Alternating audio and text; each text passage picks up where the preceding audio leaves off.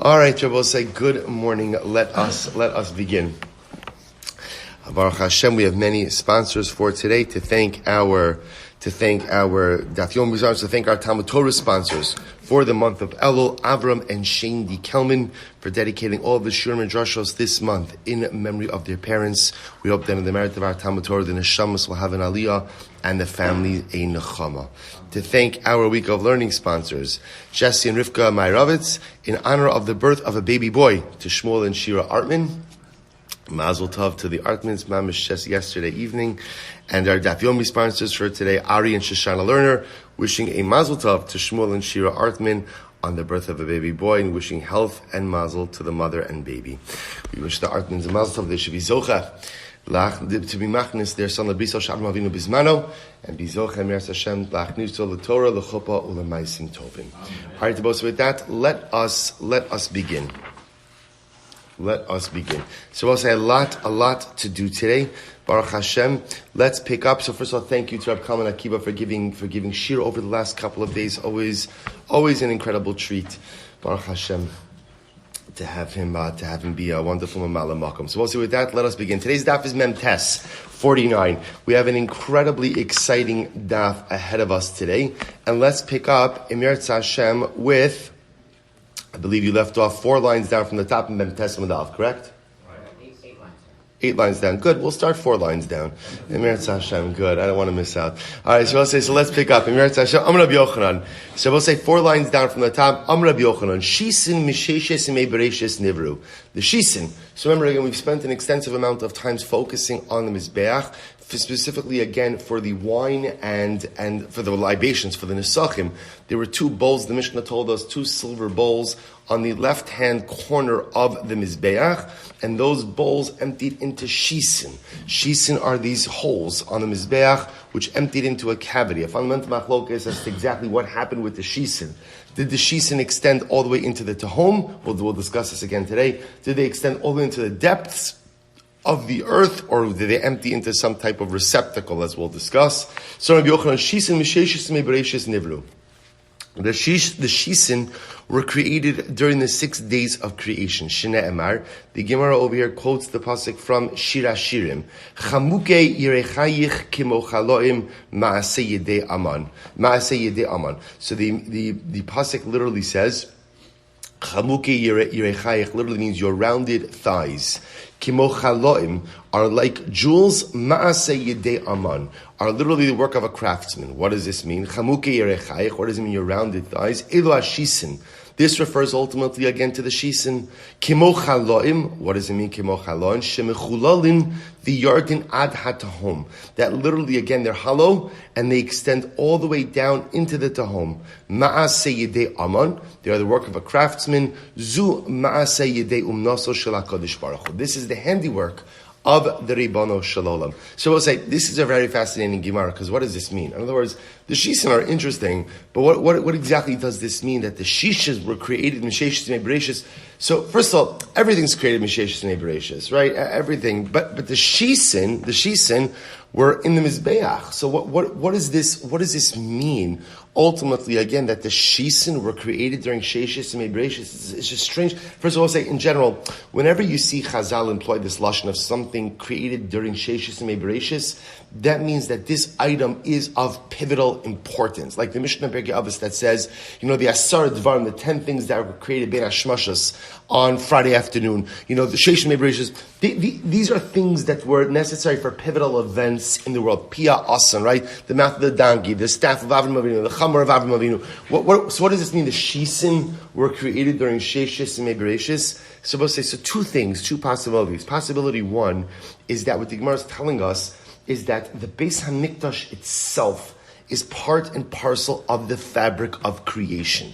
The idea that the shisin, which is again the cavity to go ahead and receive the nesakim from on the mizbeach, was created during Sheshis and Bereshis, is that the Beis HaMikdash is not just a nice thing. The Beis HaMikdash itself is part of the very fabric of creation. V'harayo, a pivotal part of the Beis HaMikdash, the shisin, was created during Sheshis and Bereshis. There's another piece also, which is the shisin, at least according to the opinion being reflected now, empty into the Tahom, the depths of the earth. What is that? We're going to see, by the way, there's more to this Tahom dynamic. We're going to see an incredible Gemara with David HaMelech in not today, but in a couple of days. This notion of the Tahom, the depths, right? You will say, what's the depths?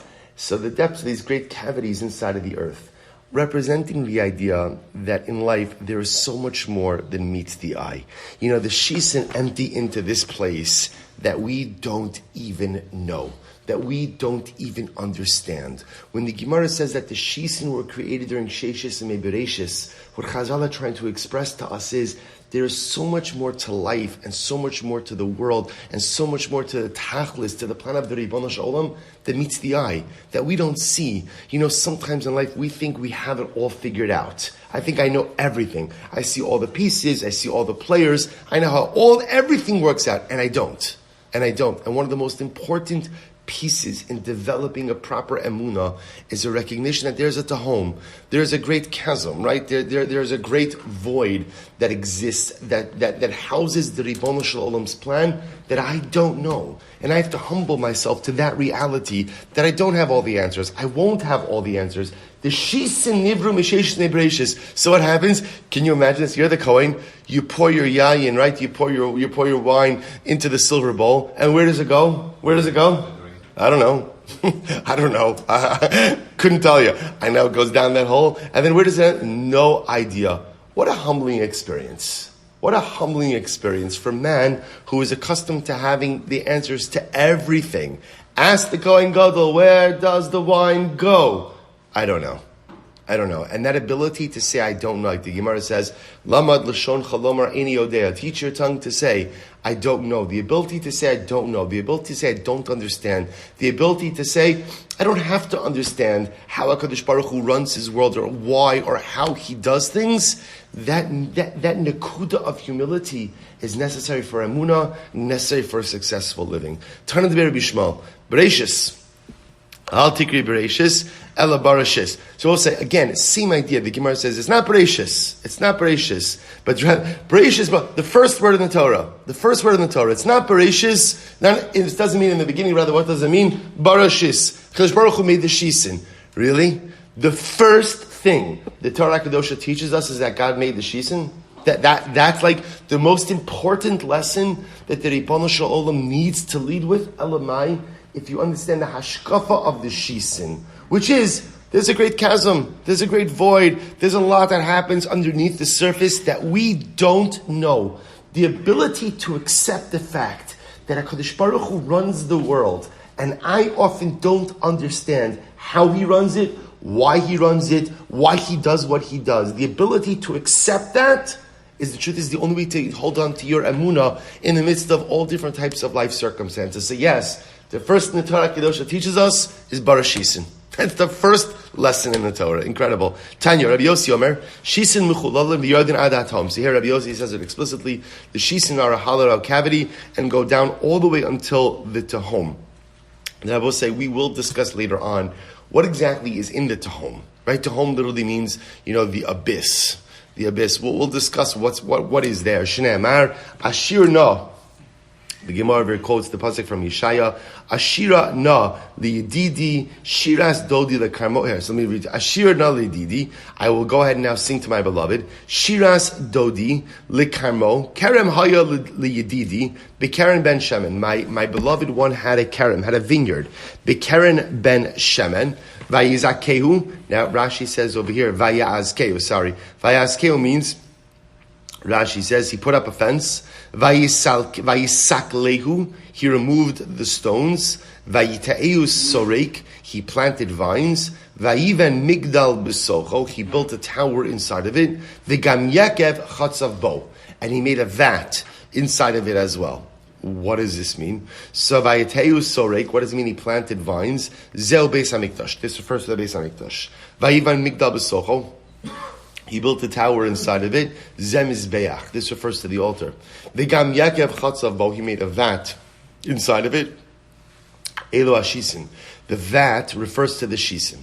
Tanya, so again, once again, you see the beautiful poetic, metaphor referring to the Beis Hamikdash, referring to the Mizbeach, all understanding, but it's fascinating again that the Shisin are thrown in here. It's only once I understand and appreciate the hashkafa of the Shisin that I understand why they're even mentioned in the same pasuk as the Beis Hamikdash and the Mizbeach itself. Tanya, Rabbi Elazar bar Tzadok, Lul Katan, Haya ben Kavesh lemizbeach b'ma'aravo shel Kavesh. So let's listen to this. There was a small, lul means a hole or an opening. Really what it means is a separation.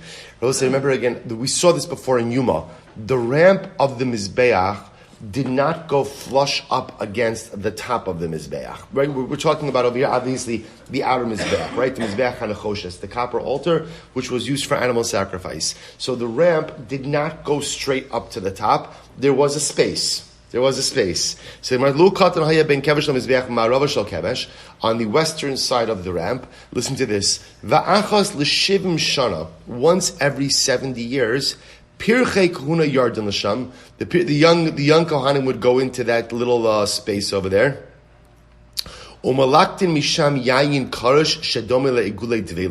They would collect from there congealed wine that was like a cake of pressed figs. So we'll say, just to understand what's happening over here is, they would pour wine in the Mizbeach. So some of the wine would go into the Shisin, right? But then there would be spillage over the side. The stuff that spilled over the side would kind of collect in the space in between the ramp and the Mizbeach itself. So what would happen? It congealed. So once every 70 years, the Pirchei Kahuna went in between in the space over there, and the wine had congealed to the point that it was a solid mass, like a cake of pressed figs, and they would go and clean it out. And they would go ahead and burn it in Bikdusha. They would burn it in a holy place. Now look at Rashi for just a moment. Rashi towards the end of the daf. Rashi says, Pirchei Kuna, first of all, Yeladim Kohanim, ultimately again, young Kohanim. They will say, now I will point out to you, why did they send the Pirchei Kahuna there? Why the Pirchei Kahuna? Why? So first of all, it could be little hands, right? That could be it. I think there's also another lesson over here, that one of the most important things to teach our children is that in the context, right, first of all, clean up after yourselves, right? But also in the context of communal service, in the context of klal work, no job is beneath you. It's an incredible yisod. The same way that the first thing that the Kohen Gadol, begins the morning with is what? Trumas Hadeshen. Trumas Hadeshen is effectively what? Taking out the garbage. Right?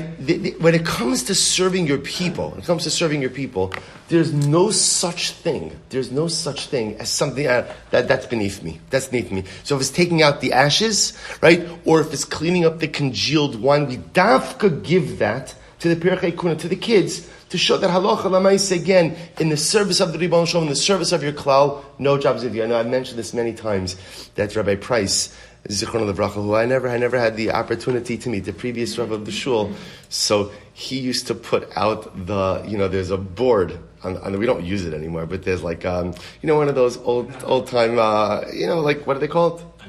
Yeah, like announcement boards, like right outside.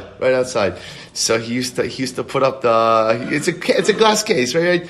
So it was, morning services, afternoon service, mamish was old school.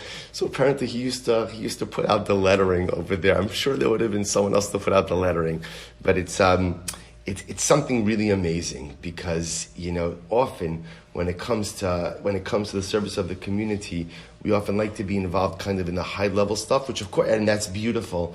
And what we often term as the menial things, or the things we like to outsource. But here you see the Pirchei Kahuna themselves, the children. We have to get the children to get in there, to teach them nothing is beneath us in the service of the klal. The Gemara goes right there. Rashi says, b'makom kadosh ba'azara. Now this is very interesting. Where would they dispose of the congealed wine? B'makom kadosh ba'azara. They would dispose of it in the courtyard of the Beis Hamikdash. Umitoch hashisin motziin oso shelo yismalu hashisin min hanesachin shekol karbanos hatzibar v'hayochid tu'unin nesachim chutz mechadas v'ashim v'sarfen osam shasot. And Rabbi said, this is very interesting. Rashi understands over here that they were taking it out of the shisin, which is not the pashat pshat in the Gemara. Also goes against the position of Rabbi Yossi, who says that the shisin went down into the home. So we're going to discuss this in just a moment. So that's the reason Rashi says this is here is because they're not collecting it actually from the space in between the ramp and the mizbeach, rather collecting it from the shisin. Again, we'll clarify this in just a moment. The point over here is they would burn this congealed wine in the azara. As opposed to burning it outside of the Beis HaMikdash, they would burn it inside the Azara. Shnei Amar, Bakodesh Haseich Nesech Shechar LaHashem. Because the pasuk says, Bakodesh Haseich Nesech Shechar LaHashem. Now what does this mean? Amud Beis, Kishem Sheni Succah B'Kedusha, Kach Shreifasa B'Kedusha. What we darshan from that pasuk is the same way that the nisuch, that the pouring of the wine, right, the nesach, right, is done b'kedusha, is done in the Beis HaMikdash, so too the burning of the congealed wine is also done b'kedusha in the Azar. So I mashma, by the way, where do you see that? Where do you see that in the pasuk that we're equating the libation with the disposal? Or I should say the disposal with the libation. Amravina Asya Kodesh Kodesh. We make a gzera shava of Kodesh Kodesh. Rashi says, first of all, look at Rashi. Mani sucha b'kedusha lo yolef mehacha elishes reifasa b'kedusha v'lo bechel chutz la'azara aval hotza'asa misham pshita le'kadesh lo yismalu v'lo tzarech kra. So we'll say, just to point out, Rashi's just explaining, the pasuk is not teaching me that I clean out the shisin. That's not, because obviously, well, we'll see. Obviously, you have to clean out the shisin because otherwise it gets backed up. We'll discuss exactly how that reconciles with Rabbi Yossi's opinion in just a moment. Rather, the Gemara is saying the pasuk comes to teach me that the disposal of the congealed wine must be done b'kedusha. Now, the Gemara is learning that out from the pasuk of Bakodesh Haseich Nesech Shechar LaHashem. The Gemara says, how do you see that in that pasuk? Where do you see that? So the Gemara says, "My mashma, Ravina, Aseh Kodesh Kodesh." We make a gzir shava of Kodesh Kodesh. Ksiv hacha bakodesh haseich nesech uksiv hasam v'sarafta es hanosar. The pasuk says over here by the nesachim, bakodesh haseich nesech, right? And then it says also by the disposal, ultimately again of karbanos, v'sarafta es hanosar ba'esh lo yachal ki kodeshu. So we'll say the fact that he uses the same word kodesh, by the disposal of sacrificial matter, the burning of sacrificial matter, which is done in the Kodesh, it uses that same word Kodesh by the Nesachim to teach me that what? The disposal of the congealed wine must also be done in the Kodesh. So the Gemara says, Kiman azla, hadisanya, Nesachim betchila ma'alin bahen. So let's listen to this. So listen to the following opinion. Nesachim, if you have a wine libation, in the beginning, right? Betchila molin bahen. That will say now Rashi. What does it mean betchila? Look at Rashi. Betchila molin bahen. Third line in Rashi. Mishahukdishu achenis nasku yesh bahem meila dekache gavaninu. So we'll say, listen to this. From the time that you consecrate the wine until the time that you offer it, ultimately, again, it is subject to me'ilah, which makes sense, right? Me'ilah means misappropriation of any consecrated item. So if you consecrate wine, you designate wine to be used for nesachim purposes, and then you misappropriate it. You go and you use it, you drink it, you use it for something else, that's me'ilah, okay? Yardu l'shisin, but once the wine goes down the shisin, ein ma'alin bahen. Ultimately, again, it's not subject to me'ilah. Now the Gemara says, who's opinion that, now, here's what's interesting. The fact that it says once it goes down into the shisin, it's not subject to me'ilah. What does that tell you? That somehow you could retrieve it after it goes down the shisin, right? Because remember again, if once it goes down the shisin, it goes down into the tahom, as they say, there's nothing to talk about anymore, because at the end of the day, the wine is no longer accessible. The fact that it's telling me that the wine is not subject after it goes down the shisin tells me something about the shisin. So who is that? Lema, Rabbi Elazar bar Tzadiki. It must be Rabbi Elazar bar Tzadik. Why? Di'i Rabbanan hanachsu le'letahom. Because what Rabbi Elazar bar Tzadik holds, that the shisin did not go down to the tahom. It didn't go down. The shisin he held was a receptacle. And therefore we'll say again, like we saw before. Remember, let's go back for just a second. Rabbi Elazar bar Tzadik holds that actually the Pirchei Kahuna, when they were cleaning out the congealed wine, where are they cleaning it out from? The shisin. right? So remember again, that's why I pointed out to you, when you read the Gemara seems to indicate that we're talking about the space, seems to indicate that we're talking about the space between the Mizbeach and the ramp. Rashi throws in here the Shisin, right? Rashi throws in here the Shisin. This is reflective of Rabbi Elazar Bar Tzadik's view that the Shisin did not go down to the Tehom. And therefore, every once in a while, the Pirchei Kuna, or someone, would go ahead and clean out the Shisin. So therefore, when we say that wine, once it goes down the Shisin, is not subject to Me'ilah, whose opinion is that? Rabbi Elazar Bar Tzadok, who held that obviously the Shisin did not go down to the Tehom. Because if it was the Rabbanan, had nachsu leilatom. We'll say first wide line, then tesam days. Because if it's the Rabbanan, the Shisin go all the way down to the Tehom. If the Shisin go down to the Tehom, then what? There's no discussion about wine once it goes into the Shisin, because that wine is not accessible. To which the Gemara says, maybe not. Afilu tim Rabbanan. It could even be according to the Rabbanan. How so? Bide iklat. Where let's say Rashi says bide iklat, it's the last white line in Rashi, the iklat im talakli besoch hashisin v'kibel. It could be able to say that even according to the Rabbanon who hold that halacha l'maisa the shisin go down to the Tehom, let's say you suspended a utensil inside of the shisin. All right, let's say you did it. Don't ask why, but let's say you did it. So therefore, again, you caught the wine after it was poured into the shisin. So even the Rabbanon would hold that once the wine was poured into the shisin, it's not subject to me'ilah anymore. Okay, so we'll say, see, interestingly enough, let's just focus on what everybody agrees with. Everybody agrees on the fact that once wine goes down the shisin, ultimately no longer subject to me'ilah. Machlokes, fundamental machlokes now about the structure of the shisin. Rabbi Elazar Bar Tzadok saying, it was just a receptacle. It was a receptacle inside of the Mizbeach. It could also be, it was a receptacle inside of the Mizbeach or a receptacle that flowed outside of the Mizbeach. So we'll say, just to put together the Pashat Pshat in the Gemara with ultimately again, because remember, the Gemara, going back to Rabbi Elazar Bar Tzadok, Rabbi Elazar Bar Tzadok says, Lul Katan Haya Ben Kevish Mizbeach. The Gemara is clearly talking about what? A space between the altar and the ramp. Rashi says it's talking about the Shisin. How do you reconcile those two?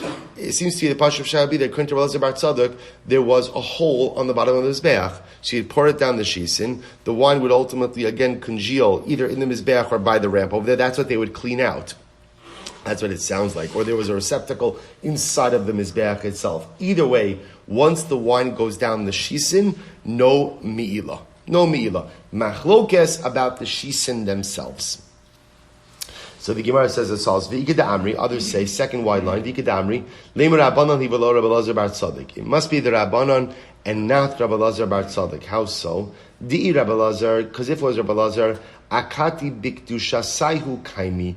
Ultimately, it's according to Rabbi Elazar that the shisin were a receptacle. So ultimately, what the wine should still retain its kedusha.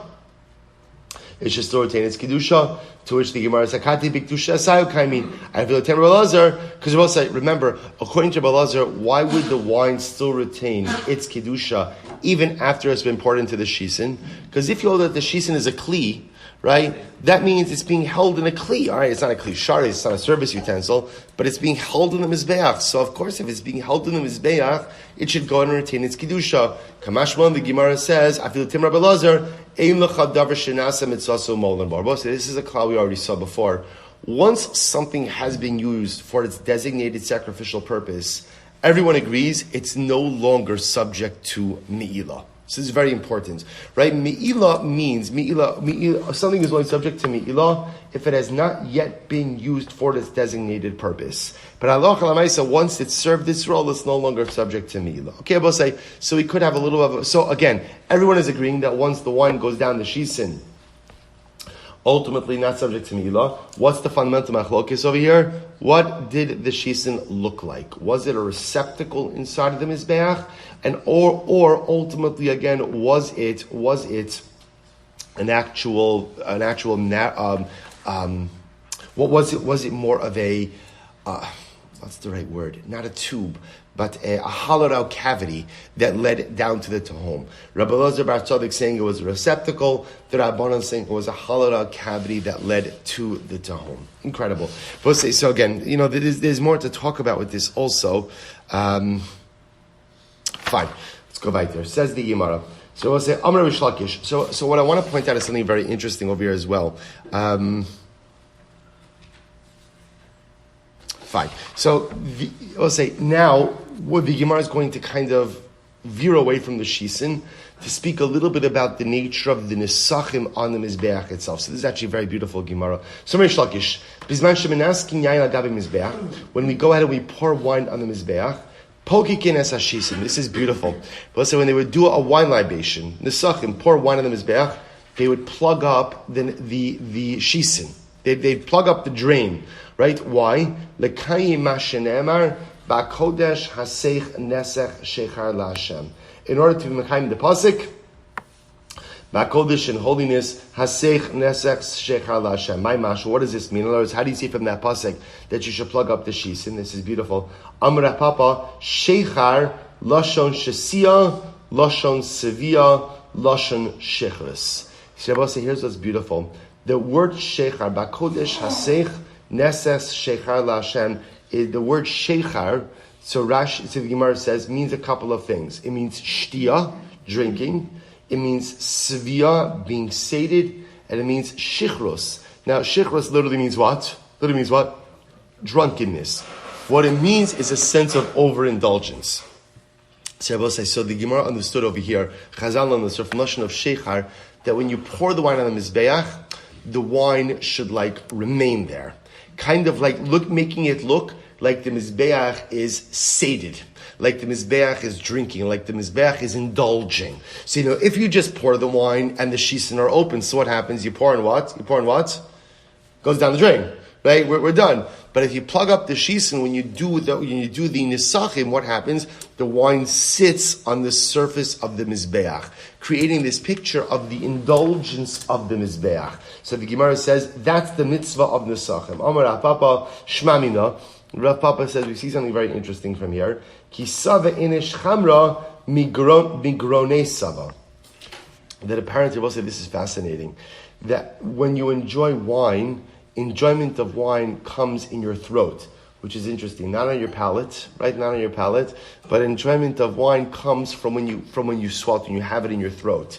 So the Gemara says, if you take a look at Rashi says over here, Migrone Sava, al yedei sheshosehu biglimos gasos, vigaron male, when you take big gulps, and your throat is filled with wine, humasbia, velo al yedei shesia meruba shemachnis harbe yain memeav, al yedei legimos dakos, ve'inon ka'ochlan shesovet. This is very interesting. As opposed to eating, where at the end of the day your sense of satiety is dependent on how much food gets into your stomach. So whether you eat in big bites, whether you eat in small bites, as long as a lot ends up in your stomach, you're full. When it comes to wine, the enjoyment of wine comes from large gulps that could be in your throat at one time. So we'll say the Gemara is saying this is almost like the Mizbeach. The Mizbeach gets like a big gulp. We plug up the shisin so that there should be a lot of wine on top of the Mizbeach at once. That's quote unquote the enjoyment of the Mizbeach.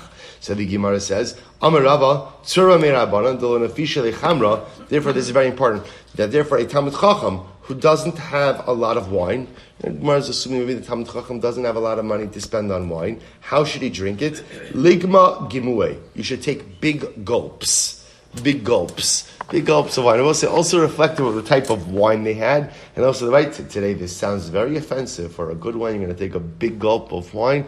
Right? So again, this is Gemara says the Talmud Chacham should take big gulps of wine. Rava akasa debirchasa agma gemui. Rava, when it came to a kosher bracha, he would take big gulps. So in other words, we'll say, what do you mean big gulps? So the best way to illustrate this is the opposite, as opposed to what? As opposed to sipping, right? There's no enjoyment, the Gemara says, of wine when sipping, but rather, again, it's big gulps that give a person that sense of satiety. Incredible. Good. Also, it's also reflective of their type of wine. So the Gemara, but here's what's amazing about side. Isn't this incredible? Where does a Jew learn how to drink wine? Where does a Jew learn how to drink wine? From the Mizbeach. I will say, everything I learn in life, I learn from Torah. Everything, including even how to drink wine. I learned that from you would say, come on, isn't there anything in life I can figure out on my own? And the answer is no. The answer is no. Even drinking wine, you learn it from the Mizbeach. Quite incredible. We'll say, it also tells you something amazing. this idea of gulping the kosher bracha. Again, I just want to point out, it's not a halacha brought down in Shulchan Aruch, so one doesn't have to gulp their wine. But this notion, especially vis-a-vis a kosher bracha, is what sometimes, the gulp, when you gulp something, what does that show? Like, you're committed to that item. Right? Why, think about this, why is it that people sip wine? Why does a person sip a glass of wine? Right? I'm not committed. But I'm going to take a sip. Maybe a turn, maybe at this, maybe at that. I'm gonna sip it. I'm not committed to you. I have no commitment to this glass of wine. If it turns out I don't like it, I don't like the bouquet, I don't like this, I don't like that. When you gulp something, you're all in. You're all in. How do you drink a kosher bracha? How do you drink a mitzvah? All in. See, the problem is sometimes we sip mitzvahs. We sip ruchnias. We sip the Ribono Shel Olam. I have commitment issues. I'm going to try it. Let's see how it goes. Right? I like you. You like me. Maybe we should see other people. We'll see what happens over here. Right? I'm definitely willing to experiment. Definitely willing to try. Gulp? Oh, no. I'm not a gulper. I'm a sipper. And people go through life being sippers. And they're sippers of everything. Right? Some people just have commitment, have issues being all in for anything in life. The Gemara says, we learn from the Mizbech, if you're going to do something, you're going to do mitzvahs, you're going to create a relationship with HaKadosh Baruch Hu, gulp it, all in order to be successful in life. The Gemara goes weiter, all from the Mizbech. The Gemara says, Darash Rava, such a beautiful Gemara. Darash Rava. What davening is 7:30? Is that we moved? I heard we moved it while I was away. Because it says Darash Rava, my dichsev mayafu pa'amayich bane olim bas nediv. So we'll say very beautiful over here. The Gemara quotes from Shira Shirim. Literally again, mayafu pa'amayich means how beautiful are your steps bane olim in the shoes or in the sandals bas nediv, the daughter of the prince. What does this mean? Mayafu pa'amosein shal Yisrael. We'll say, listen to how beautiful this is. How beautiful are the footsteps of Klal Yisrael? B'shar sha'olim l'regel. When they do aliyah l'regel. Isn't this a beautiful Gemara? The Navi, Shlomo Melech, is extolling how beautiful your steps are to the Beis HaMikdash when you're ol l'regel. We'll say, isn't this a beautiful imagery? That here, Shlomo Melech is saying, sometimes we just spoke about gulping, being all in, and sometimes it's just the beauty with just showing up. How beautiful it is with Klal Yisrael when they just show up, when they just are ola regel. First of all, just that image. I have a poster I hang up in my sukkah that it's ruined already from just years of rain, but I refuse to get rid of it because it's a famous picture of you see people walking over the mountaintops of Yerushalayim into the Beis HaMikdash. And both say, there's just something, no matter how afraid it is, there's something just magical about that image. And Meretz Hashem, we're going to see Bekarov, we're going to see very soon in our days, of people just converging on Yerushalayim from all different directions. How beautiful it is to see your footsteps. How beautiful it is to see you walking to the Beis HaMikdash. Aliyah l'regel. So beautiful. Bas Nediv, the daughter of the prince, Bito Avraham Avinu. Who is Klal Yisrael? We are the daughter, so to speak, of Avraham Avinu. Shenikra Nediv. Avraham Avinu was called the Nediv. I will say, now, interestingly enough, why are we called, why the daughters of Avraham Avinu, not the sons of Avraham Avinu? So again, this could very easily be answered by anyone with daughters, right? There's a different relationship that one has with daughters than one has with sons, and the need to protect a daughter, right? The need to go ahead and for a father to so we're called the daughters of Avraham Avinu. That there's a connection. There's always a different kind of connection between a daughter and her parents than a son and his parents. We're the daughter of Avraham Avinu. Shenikra Nediv, Shene'amar Nediv Avim Ne'asaf. And I both say, why is Avraham Avinu called a Nediv? Look at Rashi. This is incredible. Nediv, Shenadvo Libo Lahakir Es Boro. Both say, listen to this lashon. Shenadvo Libo means what? Literally, a Nedava is what? A gift. Or a voluntary, right? A voluntary offering. Shenadva Libo. See, I both say, here's what's amazing. The Ribono Shel. So what was the gadlus of Avraham Avinu? The gadlus of Avraham Avinu was, he gave an edava of his lave. He gave an edava, he gave a gift of his heart to the Ribono Shel. You see, here's what's amazing. Observance is commanded upon us. Right? Observance is commanded. I have to do mitzvahs. In other words, it's not like, I have choice not to do it, but Lamaisa, it's tzivui. It's a tzivui. Shabbos is a commandment, right? Shatnez is a commandment. Kashrus is a commandment. Aras HaMishpacha is a commandment. These are mitzvos. These are commands. My willingness to give, or the giving of my heart to HaKadosh Baruch Hu, that's an adava. That's an adava. HaKadosh Baruch Hu could command me to give my body, right? He could command me to keep the mitzvahs, which He does, but a willingness to, but giving over my heart to give the Rebbe Shalom my leave, that's an adava. So Avraham Avinu was called the Nediv. Why? Shenad v'libo. He went ahead and he gifted his heart to the Ribono Shel Olam. Kadosh Baruch Hu can't command you. He command you to give your guf. He can't command you to give your leiv.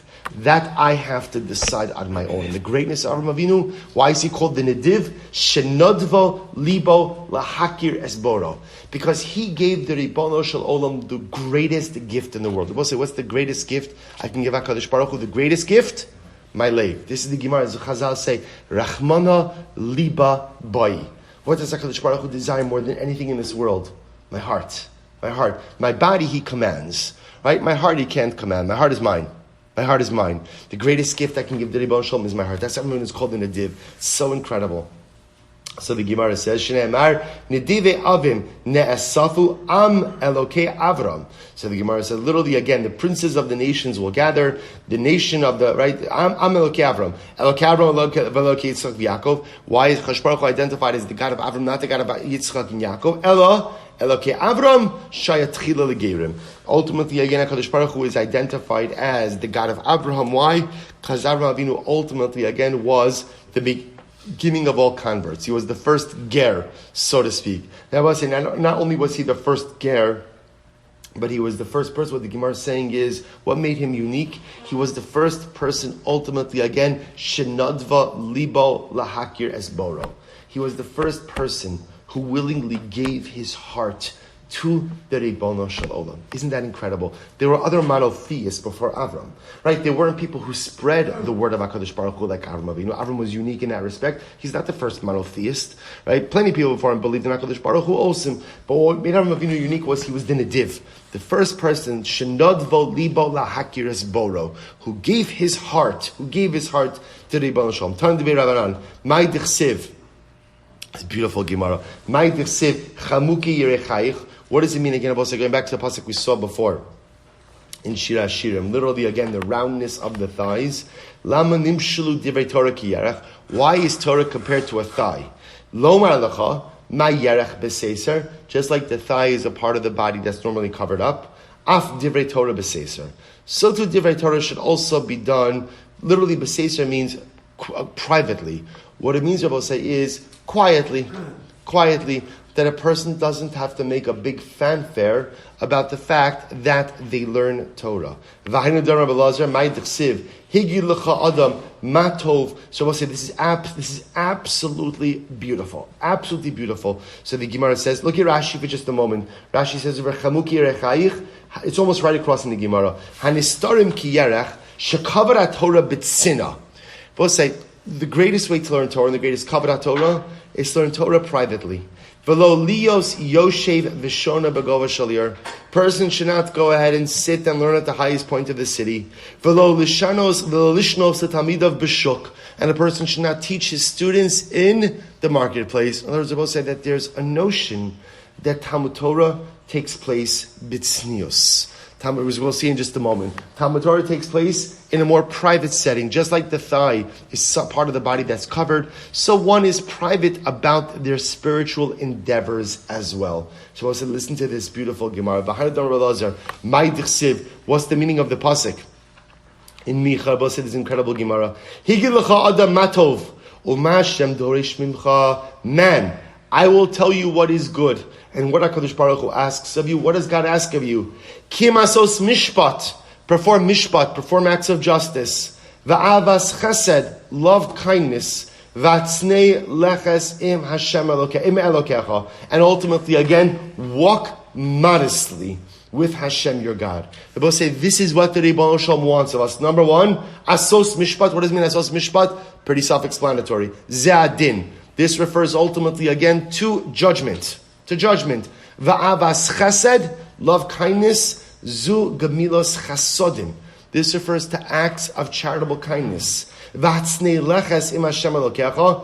it mean again? Be tsanua when you walk with HaKadosh Baruch Hu. The first two are self-explanatory, right? Asos mishpat is din, be just, which means a couple of things. Number one, create judicial systems, right? Create a system that's capable of perpetrating justice. Also, be just and be honest and be upright in your own dealings. Avas chesed, that's understandable also. Gemilas chasadim. Ultimately, again, we'll get into that more, but that's chesed. What does it mean, though, to be modest in the way you go ahead and you walk with Hashem? Zu altzas hames. This refers to taking out of the dead. V'achnosas kala l'chuppah. We'll say this refers to going ahead and burying the dead, taking care of the dead, and achnosas kala, right? Taking care of achnosas kala. So the Gemara says, now this is interesting. Why do we ascribe hatzniya leches to these items? So the Gemara says, "V'alo dvarim kal v'chomer." Listen to this. Uma dvarim shedar kol ne'asos b'far hesya. Now remember again, the common denominator between taking out the dead and what? And a chuppah is what? They're both public events. And yet the Torah is telling me, even things that are normally performed publicly, Amra Torah hatsnei leches. The Torah says, be modest. Be modest. Ultimately, again, dvarim shedarkan lasos b'tzina alachas kama v'kama. We'll say, if the Torah is telling me to be modest with public events, the Torah is telling you when you bury the dead, be modest. When you go in and you make a chuppah, be modest. So we'll say, take a look at Rashi's moment. This is incredible. Rashi says, "Hotzas hames v'achnosas kala dichsiv bahu leches tov la leches albeis eva mi leches albeis mishta v'af sham." So we'll say the point. By the way, how do you get? Just as an aside, how do you know that atznei leches means burying the dead and arranging a chuppah? Where do you get that from?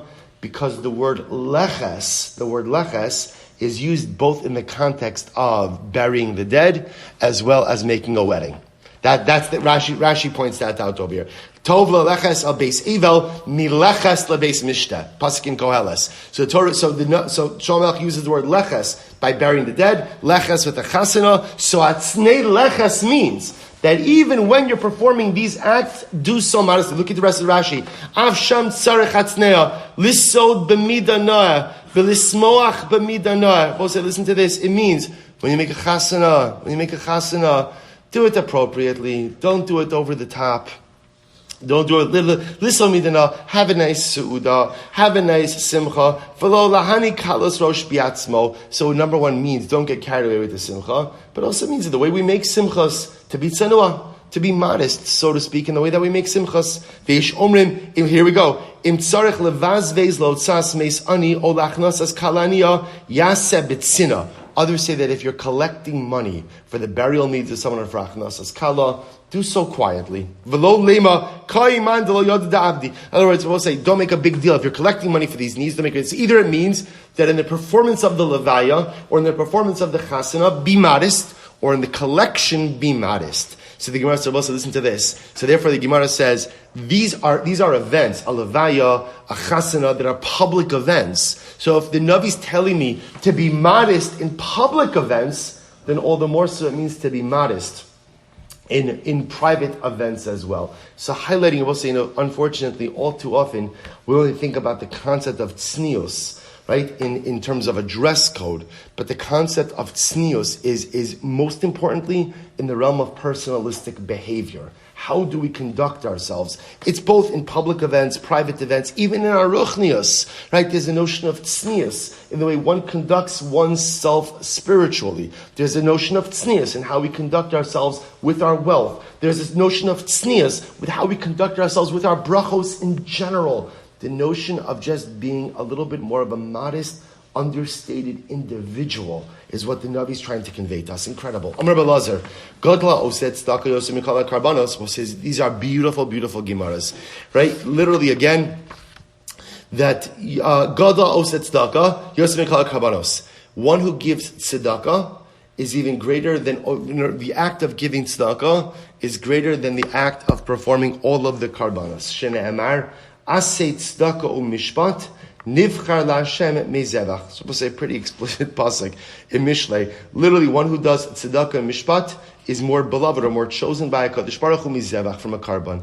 So one who goes out and gives tzedakah, I will say, isn't this incredible? One who gives tzedakah is even better than one who has brought all different kinds of karbanos. Absolutely incredible. Listen to this. Chesed, performing acts of chesed, is even greater than tzedakah. So I want to point out to you, because this is going to get a little bit interesting. Usually, Gemilas Chasadim represents like an overarching category of acts of kindness, which includes also what? Tzedakah. Right? Tzedakah is under the umbrella of Gemilas Chasadim. Here, the Gemara is kind of dividing them, although we'll bring them back in just a little bit. Tzedakah represents the giving of money.